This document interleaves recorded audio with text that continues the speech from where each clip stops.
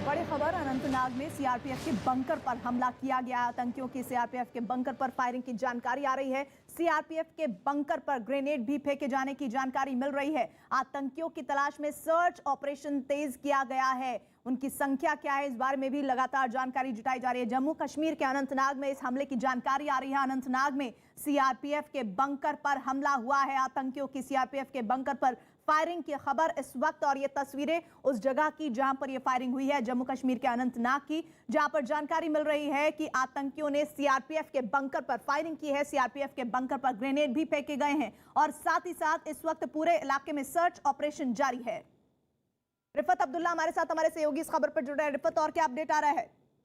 जी बिल्कुल, इस वक्त कोऑर्डिनेट सर्च ऑपरेशन शुरू किया गया है। जैसा कि आपने कहा कि वहां पे ग्रेनेड हमला हुआ, ये बिजबिहारा का एरिया है। ये जो नेशनल हाईवे है, नया नेशनल हाईवे, वहां पर ही सीआरपीएफ तैनात थी। जो बंकर लगे थे गाड़ियों में, वो मोबाइल बंकर जिसे कहते हैं, उस पे मिलिटेंटों ने ग्रेनेड दागा है। बताया जा रहा है कि फायरिंग भी की है, और ऐसा बताया जा रहा है सूत्रों के हवाले से कि मिलिटेंट जो है वो गाड़ी में सवार थे, उन्होंने ग्रेनेड फेंका, फिर कुछ फायर सीआरपीएफ के बंकर पर किए और उसके बाद वहां से भाग निकलने में कामयाब हो गए।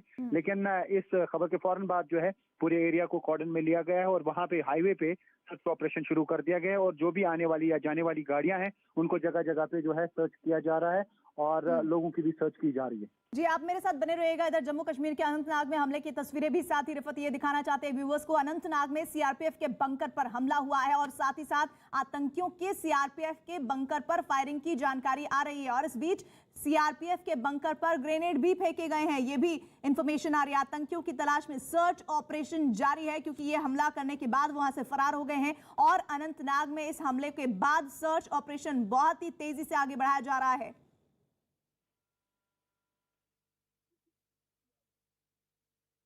छत्तीसगढ़ के रायपुर में महात्मा गांधी के खिलाफ विवादास्पद बयान देने के मामले में कालीचरण महाराज के खिलाफ मामला दर्ज कर लिया गया है।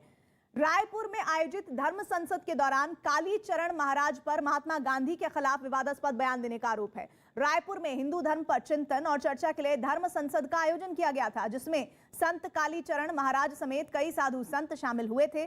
धर्म संसद को संबोधित करते हुए कालीचरण महाराज ने बापू के खिलाफ टिप्पणी करते हुए कहा कि उन्होंने देश का सत्यानाश कर दिया। इतना ही नहीं, इस दौरान कालीचरण ने बापू के खिलाफ ऐसे शब्दों का इस्तेमाल किया जिन्हें हम आपको सुना भी नहीं सकते। इस्लाम का टारगेट राजनीति के द्वारा राष्ट्र कब्जाना है। उन्होंने हमारे आंखों के सामने 47 में कब्जा लिए भैया, दो कब्जा है हमारे आंखों के सामने। ईरान, इराक, अफगानिस्तान तो पहले ही कब्जा चुके थे। बांग्लादेश और पाकिस्तान हमारे सामने कब्जाया, उन्होंने राजनीति के द्वारा कब्जाया। मोहनदास करमचंद गांधी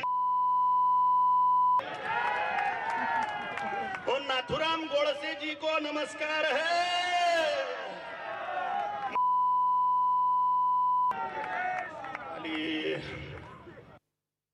तो ये तस्वीरें आपको बता दें, ये पूरा मामला छत्तीसगढ़ से ताल्लुक रखता हुआ रायपुर में महात्मा गांधी के खिलाफ विवादास्पद बयान देने के मामले में कालीचरण महाराज के खिलाफ मामला दर्ज हुआ है। और रायपुर में आयोजित धर्म संसद के दौरान कालीचरण महाराज पर महात्मा गांधी के खिलाफ विवादास्पद बयान देने का आरोप है। कांग्रेस से इस वक्त हमारे साथ जुड़ रहे हैं आलोक शर्मा जी।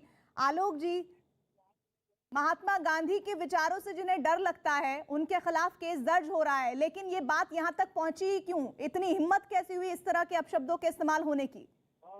देखिए, 2014 के बाद से तमाम इस तरह के माहौल बनाए गए, और जब जब चुनाव आता है तो इस तरह की धर्म संसद के नाम पर इस तरह के वक्तव्य दिए जाते हैं, इस तरह की कठोर भाषा का उपयोग किया जाता है ताकि कहीं ना कहीं पोलराइजेशन हो। केस दर्ज हुआ है, कानून अपना काम करेगा, लेकिन यही आरएसएस और भाजपा का असली चरित्र है। ये पूरा एक गैंग काम कर रहा है। हरिद्वार में, फिर रायपुर में, फिर कहीं और, फिर कहीं और, इस तरह के वक्तव्य देकर कहीं ना कहीं हम आज राष्ट्र का, बापू के जो उनका योगदान था, उसको तो कमतर कर ही रहे हैं। आने वाली पीढ़ियों के लिए भी जिस तरह के बीज बो रहे हैं हम, ये बहुत ही दुर्भाग्यपूर्ण, और इससे भी ज्यादा दुर्भाग्यपूर्ण है कि मोदी जी शायद इनको दिल से माफ नहीं कर पाएंगे।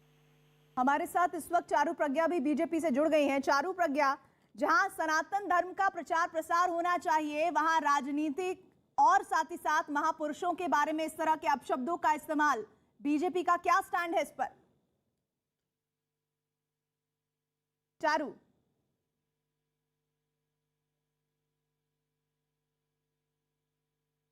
चलिए लग रहा है चारू तक आवाज नहीं पहुंच पा रही। आलोक जी, मैं यही सवाल आपके पास लेकर आना चाहती हूँ। ये तो धर्म संसद हो रही थी ना, जहां पर सनातन धर्म का प्रचार प्रसार होना चाहिए, लेकिन ये जो धर्म गुरु हैं वो इस तरह से भाषा का इस्तेमाल क्यों कर जाते हैं जो अलग तरह का विवाद खड़ा कर देती हैं?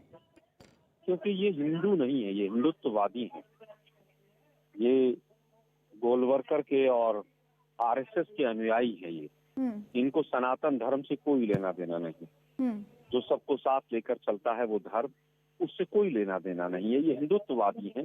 ये हिंदुत्ववादिता के नाम पर बीजेपी को वोट दिलाने का, पोलराइज करने का काम करते हैं। और आप देखिएगा इन सब ये जो अधर्मी जो लोग इस तरह की भाषा का इस्तेमाल करते हैं, ये अपने आप को कहीं ना कहीं लाइमलाइट में लाने के लिए भी इस तरह के वक्तव्य देते हैं। दुर्भाग्य है कि इस तरह के लोग 2014 के बाद बहुत पनपे। पहले राम मंदिर मूवमेंट था, तब भी यही हाल था। भावनाओं को जगाकर वोट लेना ये आरएसएस और बीजेपी का पुराना कर्म है। नहीं, मैं आपसे ये भी समझना चाह रही हूँ, चूंकि ये घटनाक्रम पूरा छत्तीसगढ़ में हुआ है, भूपेश बघेल सरकार किस तरह के एक्शन को लेने की तैयारी कर रही है? मामला तो दर्ज हो गया है। देखिए, मुझे लगता है कानून अपना काम करेगा।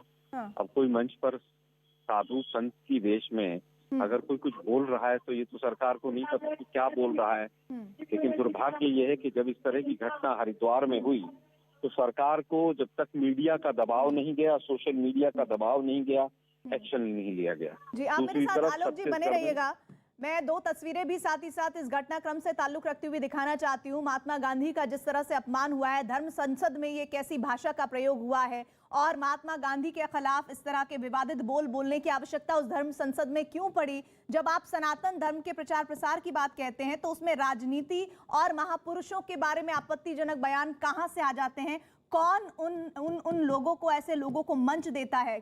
और इस बीच साथ ही साथ धर्म संसद में कालीचरण महाराज के गांधी के खिलाफ दिए गए बयान पर विवाद खड़ा हुआ है। वहां मौजूद कई संतों ने भी इसका विरोध किया है। बांग्लादेश और पाकिस्तान हमारे सामने कब्जाया, उन्होंने राजनीति के द्वारा कब्जाया। मोहनदास करमचंद गांधी और नाथुराम गोडसे जी को नमस्कार है।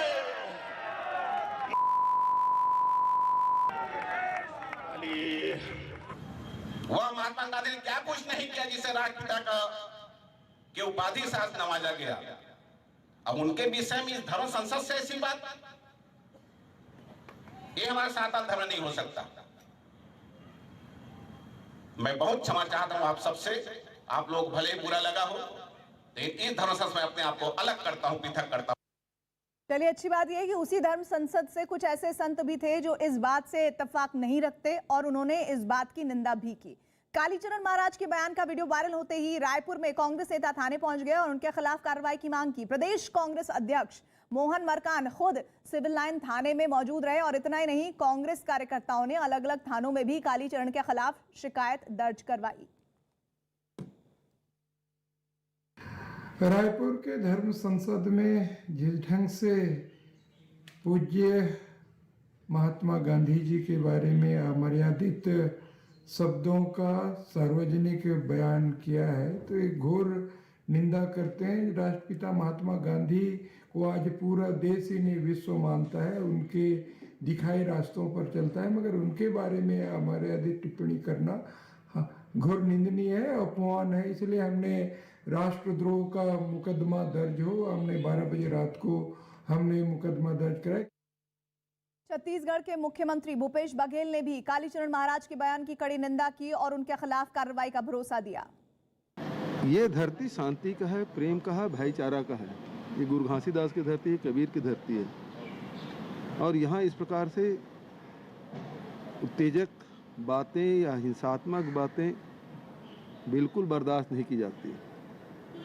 और राष्ट्रपिता के बारे में इस प्रकार के बातें कही जाना निश्चित रूप से दर्शाता है कि उनकी मानसिक स्थिति क्या है। बात कही जाना तो स्वीकार्य नहीं है और इसकी जितनी निंदा की जाए कम है, और शासन जितने भी कड़क कदम उठाए जा सकते हैं उठाएंगे।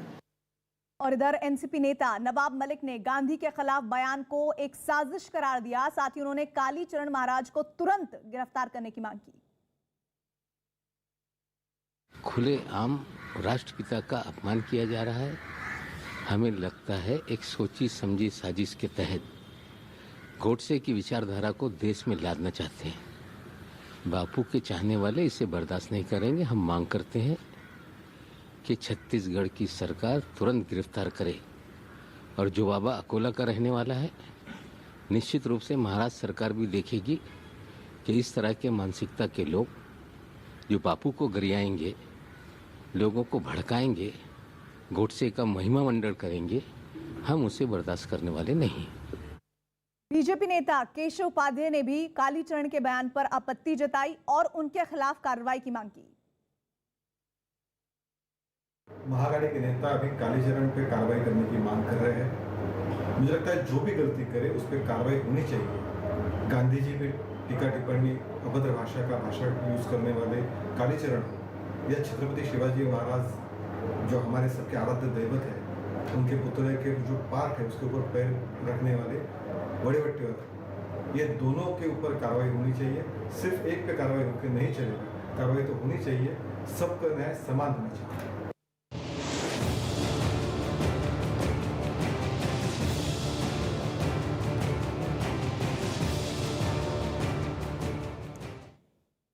इधर इत्र कारोबारी पीयूष जैन को कोर्ट में पेश कर दिया गया है। महानगर मजिस्ट्रेट की कोर्ट में पेश किया गया। जीएसटी इंटेलिजेंस पीयूष जैन की रिमांड मांग सकती है। पीयूष जैन की कोर्ट में पेशी से पहले मेडिकल हुआ, कोरोना टेस्ट भी कराया गया। कल कारोबारी पीयूष जैन की गिरफ्तारी हुई थी। पीयूष के पास से 257 करोड़ का कैश बरामद हुआ है। 100 करोड़ के गहने बरामद हुए हैं। साथ ही चंदन ऑयल के भरे ड्रम और 50 बीघा कृषि जमीन मिलने की खबर है।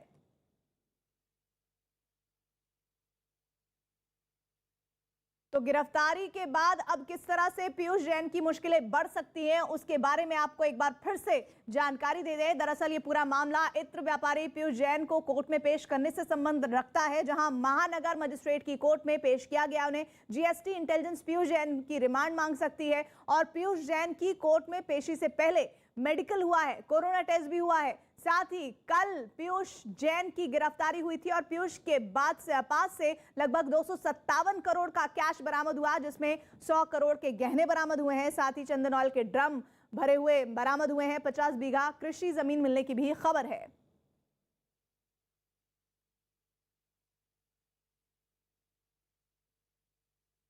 और इत्र कारोबारी पीयूष जैन से जुड़ी बड़ी खबर इस वक्त की ये कि पीयूष जैन केस की जांच ईडी ने शुरू कर दी है। पीयूष जैन के पास से करोड़ों का कैश बरामद हुआ है और ऐसे में अब ईडी पीयूष के खिलाफ मनी लॉन्ड्रिंग का मुकदमा दर्ज कर सकती है। ईडी बैंक अकाउंट खंगाल रही है ताकि पैसे के पूरे लेन देन के अंतिम छोर का पता लगाया जा सके। साथ ही ईडी जीएसटी के सबूतों को अपनी जांच का हिस्सा बनाएगी। तो गिनती अभी भी चालू है और लगातार इन्वेस्टिगेशन हो रही है।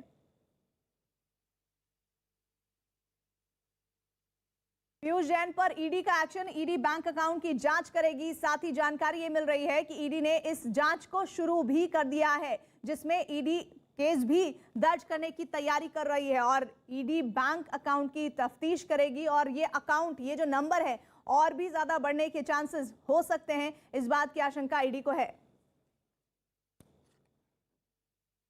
और कन्नौज में पीयूष जैन के घर छापेमारी जारी है। जीएसटी की कई टीम जांच कर रही है। एसबीआई की टीम थोड़ी देर पहले 3 नोट गिनने वाली मशीन पीयूष जैन के घर लेकर पहुंची। अब तक जीएसटी टीम को 257 करोड़ रुपए कैश बरामद हुआ है, लेकिन अभी भी छापेमारी जारी है। तो वो तस्वीरें आपको दिखा रहे हैं। पीयूष जैन की कोर्ट में पेशी एक तरफ होनी है, वहीं दूसरी तरफ जो जीएसटी की जो टीम है वो भी जांच कर रही है। और एसबीआई की टीम थोड़ी देर पहले, 2 तस्वीरें आपको दिखा रहे हैं, थोड़ी देर पहले 3 नोट गिनने वाली मशीन पीयूष जैन के घर लेकर पहुंची है और अब तक जीएसटी टीम को 257 करोड़ रुपए कैश बरामद हुए हैं। और जानकारी मिल रही है कि ये आंकड़ा और भी बढ़ सकता है, यानी कि रुपयों की संख्या और बढ़ने की उम्मीद है, जिसके तहत लगातार छापेमारी का अभियान जारी है। पीयूष जैन के घर छापेमारी 24 दिसंबर की तस्वीरें और 3 नोट गिनने की मशीनें लेकर पहुंची है एसबीआई की टीम। और ये कहा जा रहा है कि ये जो नोट की मशीन है, जैसे से नोट गिनने की प्रक्रिया आगे बढ़ेगी, हो सकता है कि ये आंकड़ा और भी ज्यादा हो, जिसके लिए 3 नोट गिनने वाली मशीनों को वहां लेकर आया गया है।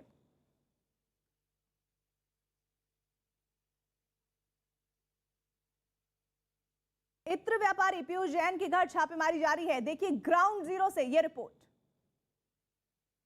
इस समय हम खड़े हैं पीयूष जैन के आवास के बाहर और ये पीयूष जैन का पैतृक घर है जहां पे अभी भी छापेमारी चल रही है। आज चौथा दिन है, अभी भी यहां पे छापेमारी जारी है। बता दें अभी तक जो सूत्रों से जानकारी मिल रही है कि यहां पे भारी तादाद में जो है नोट मिले हैं और जिनको गिनने के लिए एसबीआई की टीम यहां पहुंच चुकी है। इस मकान के अंदर आपको बता दें, इस मकान के अंदर एसबीआई की टीम जो है वो एंटर कर चुकी है और नोटों को गिनना का काम शुरू हो चुका है। एसबीआई के 8 लोग जो है वो यहाँ पहुंच चुके हैं।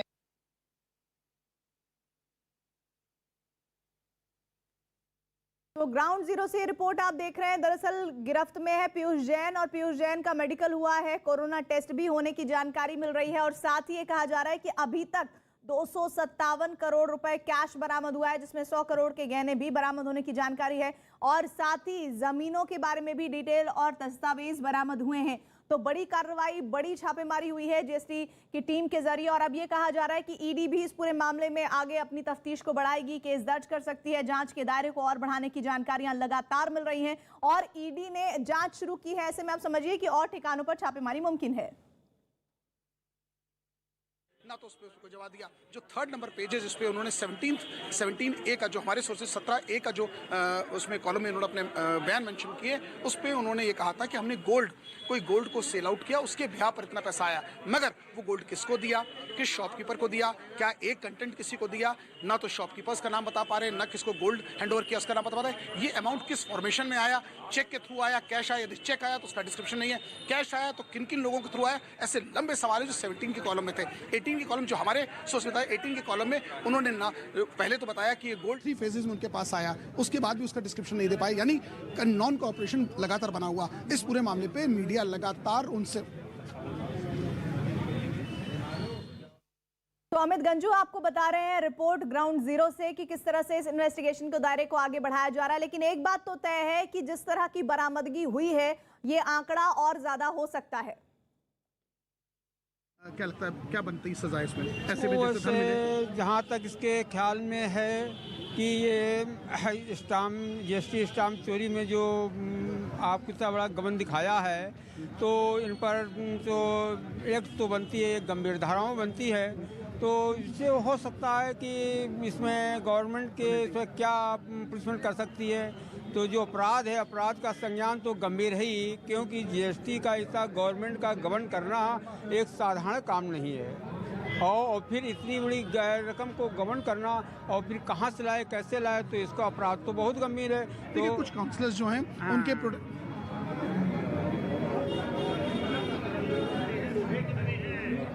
तो गिरफ्त में है ये इत्र कारोबारी और पीयूष जैन की कोर्ट में पेशी होने की जानकारी। इस बीच लगातार ये कहा जा रहा था कि जो टीम इन्वेस्टिगेट कर रही है उसकी पूरी कोशिश रहेगी कि रिमांड मिल जाए ताकि पीयूष जैन से लगातार बातचीत और उसके जरिए कुछ और राज उगलवाए जाए। और ये कहा जा रहा है जो 257 करोड़ का जो आंकड़ा है ये और भी बढ़ सकता है अगर इन्वेस्टिगेशन के लिए वक्त मिलता है, अगर रिमांड मिल जाती है पीयूष जैन की तो। और ऐसे में ईडी भी अपनी जांच शुरू कर रही है। ये कहा जा रहा है कि करोड़ों के जो चंदन के ड्रम है वो भी बरामद हुए हैं। 4 तस्वीरें इस वक्त आपको हम दिखा रहे हैं और इन तस्वीरों के जरिए इस बड़ी छापेमारी और बड़ी बरामदगी की आप हकीकत समझिए। पीयूष जैन के घर पर छापेमारी हुई है, पीयूष की गिरफ्तारी हो चुकी है और जीएसटी की टीम लगातार छापेमारी के इस अभियान को आगे बढ़ाई हुई है। एसबीआई की जो 3 नोट गिनने की मशीन है वो उसके घर पहुंची है, जहां पर अभी भी ये गिनती का काम चल रहा है।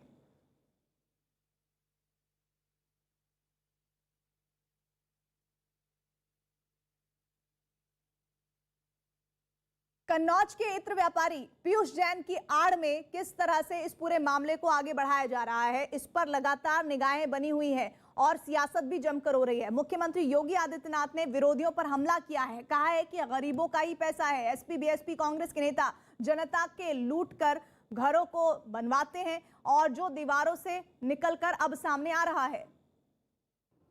पहले पैसा आज 43 लाख गरीबों के मकान बन रहे, पहले पैसा कहां चला जाता था? एक गरीब का पैसा ही है जो सपा बसपा और कांग्रेस के नेता लूट करके अपने घरों को बनाते थे। आज वही पैसा दीवारों से कैसे निकल रहा आप देख रहे होंगे, कमरे के कमरे नोटों से भरे पड़े हैं। अब आपकी भी समझ में आ रहा होगा कि बबुआ नोटबंदी का विरोध क्यों करता था। कन्नौज के इत्र व्यापारी पीयूष जैन की आड़ में मुख्यमंत्री योगी आदित्यनाथ ने विरोधियों पर हमला किया और जिस तरह से लगातार उन्होंने बात कही है उसके जरिए उन्होंने ट्वीट भी किया है। आज पैसा दीवारों से निकल रहा है, कमरे नोटों से भरे हुए हैं। अब जनता को समझ में आ रहा होगा कि बबुआ नोटबंदी का विरोध क्यों करता था। तो ये सीएम योगी का ट्वीट। और अखिलेश यादव की भी हम बात सुनाए, उससे पहले किस तरह से लगातार इस पर स्टेटमेंट्स आ रहे हैं इस पूरी खबर पर, वो भी सुनिए। पीयूष जैन का समाजवादी पार्टी से कोई रिश्ता नहीं है। मुझे खुशी है कई चैनल उसके गांव, घर और मोहल्ले तक पहुंचे, उन्होंने पूरा दिखाया कि समाजवादी पार्टी से कोई रिश्ता नहीं है। लेकिन आप भारतीय जनता पार्टी को देखिए, मुख्यमंत्री झूठ बोल रहे हैं, उप मुख्यमंत्री झूठ बोल रहे हैं।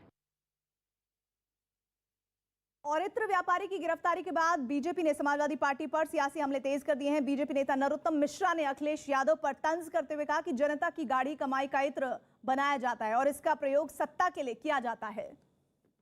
अब ये स्पष्ट हो गया है ये कौन सा समाजवाद है। ये वो समाजवाद है जो परिवारवाद से शुरू होकर परिवारवाद में खत्म होता है और जनता की गाढ़ी कमाई का खून चूस करके इत्र बनाई जाती है और वो इत्र बनाकर फिर सत्ता लाने के लिए उपयोग में की जाती है। आज इनकी दीवारों में वो खून सड़ रहा है, जहां से भी खुरच रहे हैं वहीं से नोट बरस रहे हैं सब समाजवादियों इत्र के। और आइए बात करते हैं ओमिक्रॉन की। देश में ओमिक्रॉन के बढ़ते मरीजों के बीच 1 जनवरी से 15 साल के बच्चों के वैक्सीनेशन का रजिस्ट्रेशन शुरू होगा। कोविन प्लेटफॉर्म के चीफ RS शर्मा के मुताबिक स्कूल ID कार्ड भी मान्य होगा और इस मुद्दे पर बात करने के लिए हमारे साथ मौजूद है खुर RS शर्मा जी। पहले सवाल सर मेरा आपसे ये है कि 15 से 18 साल के बच्चों के लिए वैक्सीनेशन की जो मुहिम शुरू होने जा रही है उसके लिए प्रोसेस क्या होगा? क्या ये प्रोसेस पहले ही जैसा है या फिर इसमें अभी कुछ बदलाव होना है? जिस कोविन प्लेटफॉर्म पे बाकी लोगों का रजिस्ट्रेशन होता है उसी कोविन प्लेटफॉर्म पे बच्चों का रजिस्ट्रेशन भी होगा और जिन वैक्सीनेशन सेंटर्स पे उनको वैक्सीन लगती है सब लोगों को उन्हीं वैक्सीनेशन सेंटर्स पे वैक्सीन लगेगी।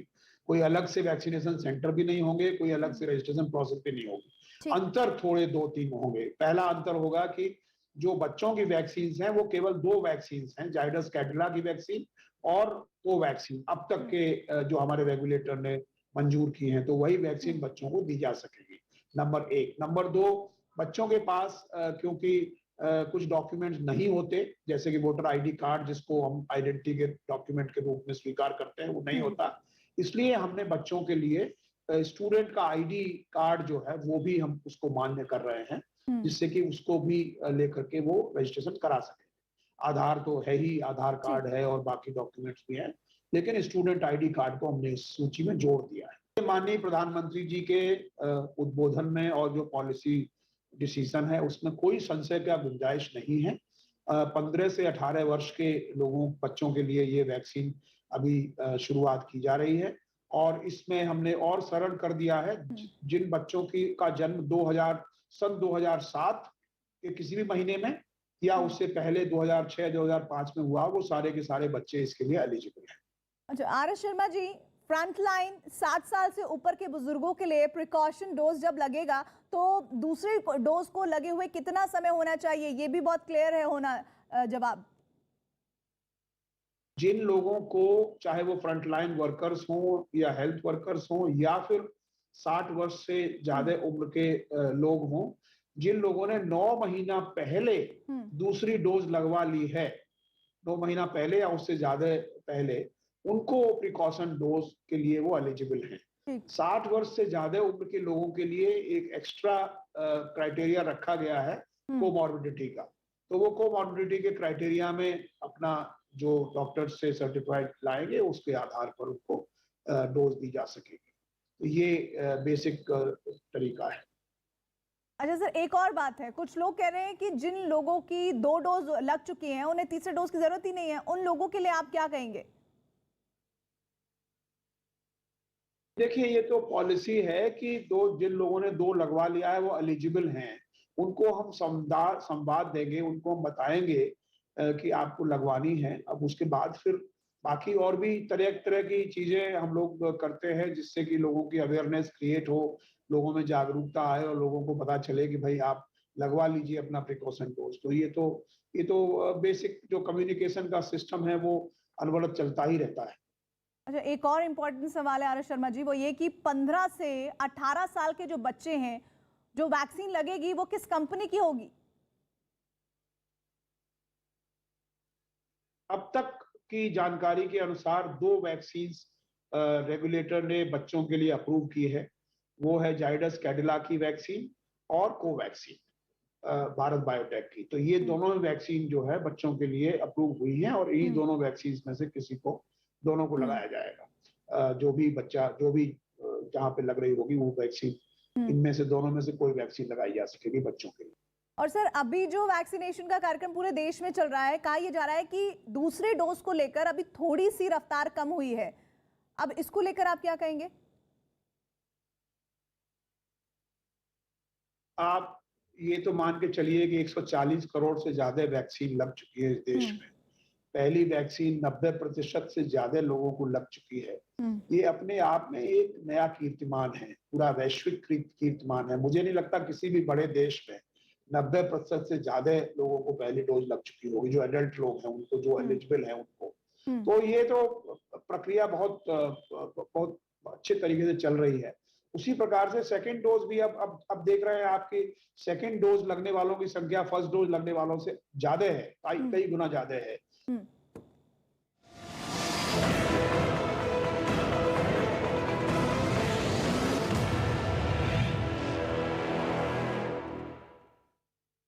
न्यूज 18 से बातचीत में अखिलेश यादव ने कहा कि बीजेपी उनकी रैलियों से घबरा रही है। अखिलेश यादव ने केशव प्रसाद मौर्य के उस आरोप का जवाब दिया जिसमें उन्होंने समाजवादी पार्टी की रैलियों में अपराधियों के शामिल होने की बात कही थी।